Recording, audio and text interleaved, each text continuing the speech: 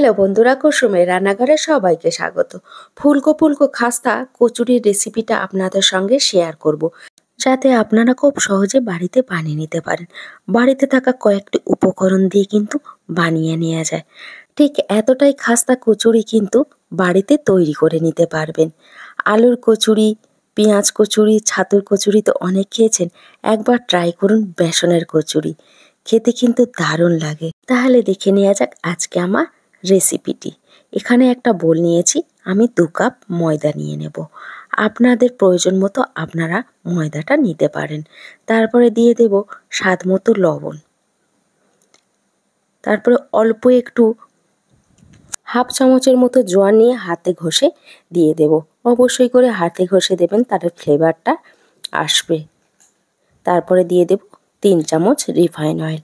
দিয়ে শুকনো উপকরণগুলো খুব ভালো করে আমি ময়ান দিয়ে নেব। এটা কিন্তু খুব ভালো করে ময়ান দিতে হবে। যত ভালো করে ময়ান দেবেন কচুরি কিন্তু ততটাই খাস্তা হবে। আমার কিন্তু ময়ান দেয়া হয়ে গেছে, দেখুন হাতের মুঠোয় চলে আসছে, আর ভেঙে দিলেই কিন্তু গুঁড়ো হয়ে যাচ্ছে। এখানে আমি অল্প অল্প করে জল দিয়ে একটা ডো তৈরি করে নেব। অল্প অল্প করে কিন্তু জল দেবেন, একসঙ্গে জল দিতে যাবেন না, তাহলে ডোটা নরম হয়ে যাবে। এখানে কিন্তু আমার আরেকটু জল লাগবে। দেখুন, আর একটু জল দিয়ে কিন্তু খুব ভালো করে আমি মাখিয়ে নেব। 5 থেকে 6 মিনিট খুব ভালো করে কিন্তু আমি মাখাতে থাকবো। দেখুন, এইভাবে কিন্তু খুব ভালো করে মাখিয়ে নিতে হবে। আমার কিন্তু একদম সফট ডো তৈরি হয়ে গেছে। এটা ঢাকনাটা বন্ধ করে আমি আধা ঘন্টা রেখে দেব। এখানে একটা মিক্সিং জার নিয়েছি। নিয়ে নেব 1 চামচ গোটা ধনে, আর দিয়ে দেব হাফ চামচ মৌরি, আর দিয়ে দেব হাফ চামচ জিরে। এটাকে আমি গুঁড়ো করে নেব। আমি কিন্তু একদম গুঁড়ো করিনি, এই রকম দানা দানা ভাব আছে।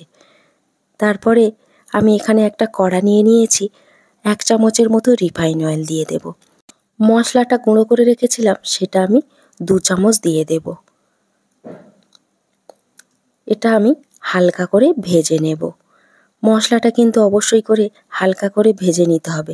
গ্যাসের ফ্লেমটা এই সময় লোতে রাখতে হবে, নাহলে মশলাগুলো পুড়ে যেতে পারে। যখন মশলা থেকে সুন্দর একটা গন্ধ বেরোবে, তখন আমি দিয়ে দেব 1 চামচ কাঁচা লঙ্কা আর আদা বাটা। আদা আর কাঁচা লঙ্কা বাটাটা দিয়ে হালকা করে কিন্তু ভেজে নিতে হবে। এটা আমার কিন্তু ভাজা হয়ে গেছে। এখানে এবার দিয়ে দেব হাফ কাপ বেসন। বেসনটা দিয়ে কিন্তু হালকা করে আমি ভেজে নেব। খুব কড়া করে ভাজবেন না, হালকা করে ভেজে নিতে হবে। তারপরে দিয়ে দিয়েছি স্বাদ মতো লবণ। দিয়ে আমি খুব ভালো করে বেসনটা নাড়তে থাকবো, নাহলে বেসনটা পুড়ে যেতে পারে। কিছুক্ষণ নাড়ার পরে দেখবেন বেসনের কাঁচা গন্ধটা চলে গেছে। তখন এখানে দিয়ে দেব অল্প করে জল। একসঙ্গে কিন্তু জল দেবেন না, অল্প করে জল দিয়ে একটু নেড়ে নেবেন। একটু নাড়ার পরে আমি কিন্তু আরেকটু জল দিয়ে দেব। আরেকটু জল দিয়ে খুব ভালো করে কিন্তু আমি নেড়ে নেব। দেখুন, পুরটা কিন্তু খুব আমি নরম করব না, আমি কিন্তু এই রকমভাবে রাখবো। এটা কিন্তু আমার হয়ে গেছে। এটা আমি প্লেটে করে উঠিয়ে নেব। প্লেটে করে উঠিয়ে আমি হালকা একটু ঠান্ডা করে নিয়েছি। তারপরে এরকম আমি রাউন্ড শেপ দিয়ে নেব। খুব বেশি ছোটও করিনি, আর খুব বেশি বড় করিনি, এই রকম সাইজ রেখেছি। তারপরে আমি ডোটাকে রেডি করে রেখেছিলাম, সেটা ঢাকনাটা খুলে 2 থেকে 3 মিনিট খুব ভালো করে কিন্তু মেখে নিতে হবে। এটা কিন্তু আমার মাখা হয়ে গেছে। এবার আমি লেচি কেটে নেব। দেখুন, এই সাইজের লেচিগুলো কেটে নেবেন, সবগুলো যেন একই সাইজের হয়। খুব ছোটও করিনি, আর খুব বড়ও করিনি, এই সাইজের লেচি কেটে নিয়েছি। একটা লেচি নিয়ে খুব ভালো করে কিন্তু আমি রাউন্ড করে নিয়ে এরকম ঘুরিয়ে ঘুরিয়ে খুলি তৈরি করে নেব। যে পুরটা রেডি করে রেখেছিলাম সেটা তার মধ্যে দিয়ে খুব ভালো করে মুখটাকে আমি বন্ধ করে দেব।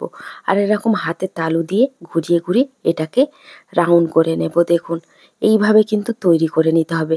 এটা কিন্তু কোনো রকম বেলার দরকার নেই, এই রকম হাতে চাপ দিলেই কিন্তু তৈরি হয়ে যাবে। আমার কিন্তু একটা তৈরি হয়ে গেছে।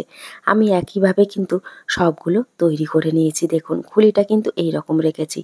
মুখটাকে খুব ভালো করে বন্ধ করে দিতে হবে, দিয়ে এরকম হাতের তালুতে ঘুরিয়ে ঘুরিয়ে এটাকে তৈরি করে নিতে হবে।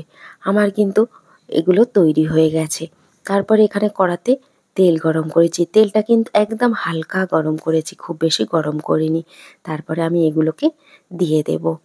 তেলটা খুব বেশি গরম করলে কিন্তু উপরটা পুড়ে যাবে আর ভিতরটা কাঁচা থাকবে। ওই জন্য হালকা তেল গরম করে এগুলোকে দিয়ে দিতে হবে। একদম কিন্তু লো হিটে এগুলোকে রেডি করে নিতে হবে, হাই হিটে রাখবেন না, সময় নিয়ে ভাজতে হবে, একদম লো হিটে। আমি কিন্তু আর একটা দিয়ে দেব, দিয়ে এটা কিন্তু আমি হতে দেব, কোনো রকম আর নাড়বো না। দেখুন সবগুলো কিন্তু ফুলে গেছে, আমি এগুলোকে উল্টে দেব। উল্টে পাল্টে আমি গোল্ডেন কালার করে কিন্তু ভেজে নেব। দেখুন ধীরে ধীরে কিন্তু কালারটা অনেকটাই চেঞ্জ হয়ে যাচ্ছে। আবারও বলছি গ্যাসের ফ্লেমটা কিন্তু লোতে রাখবেন। দেখুন কালার কিন্তু একদমই চেঞ্জ হয়ে গেছে। এই সময় কিন্তু একটু গ্যাসের ফ্লেমটা আমি মিডিয়ামে রাখবো। মিডিয়ামে রেখে একদম এটাকে খুব ভালো করে আমি ফ্রাই করে নেব। আমার কিন্তু এটা হয়ে গেছে, এবার আমি এটাকে উঠিয়ে নেব। দেখুন ফুলকো ফুলকো বেসনের খাস্তা কচুরি কিন্তু একদম রেডি হয়ে গেছে। একইভাবে আমি সবগুলোকে ভেজে নেব। সব কচুরিগুলো কিন্তু আমি দিয়ে দেব। আপনারা বাড়িতে কিন্তু এই রকমভাবে বেসনের কচুরিটা বানিয়ে নিতে পারেন, খেতে কিন্তু দারুণ লাগে। বাড়িতে গেস্ট আসলে এই রকমভাবে বানিয়ে কিন্তু দিলে প্রশংসা কিন্তু অবশ্যই করবে। একদম মিষ্টি দোকানের মতো খাস্তা বেসনের কচুরি চায়ের সঙ্গে খেতে কিন্তু দারুণ লাগে। আমার আজকের রেসিপি আপনাদের কাছে কেমন লাগলো অবশ্যই করে কমেন্ট করে জানাবেন। ভিডিওটা ভালো লাগলে একটা লাইক দিয়ে চ্যানেলটাকে সাবস্ক্রাইব করে আমার সাথেই থাকবেন।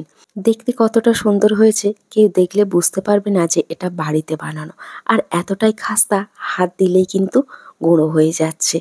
আজকে এই পর্যন্ত, ভালো থাকবেন, সুস্থ থাকবেন, আবার ফিরে আসবো অন্য কোনো রেসিপি নিয়ে।